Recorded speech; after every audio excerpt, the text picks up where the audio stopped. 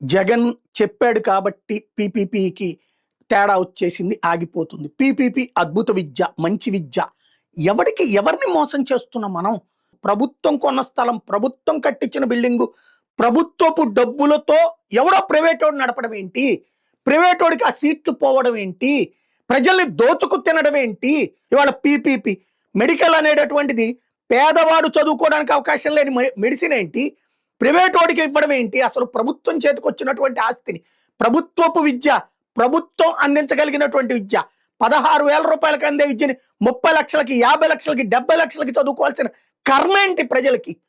16,000 నుంచి 18,000లో చదువుకోవాల్సినటువంటి ఏడాదికి 30 లక్షలు, 50 లక్షలు, 60 లక్షలు, 70 లక్షలు ఎందుకు ఖర్చు పెట్టాలి ప్రజలు? ఎవడబ్బా సొమ్మని చెప్పి తీసుకెళ్ళి ఆ ప్రైవేట్ వాడికి ఇస్తున్నారు? ఎందుకోసం ఈ దారుణం అయినటువంటిది? ఇదివరకు జగన్ చేసిన తప్పేమన్నారు? సెల్ఫ్ ఫైనాన్స్ అంటే ఒక 50% సీట్లని.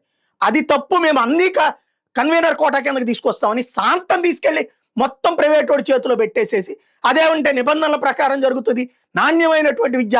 ఏం మామూలుగా గవర్నమెంట్ వాటిలో నాణ్యమైన విద్య ఉండదా?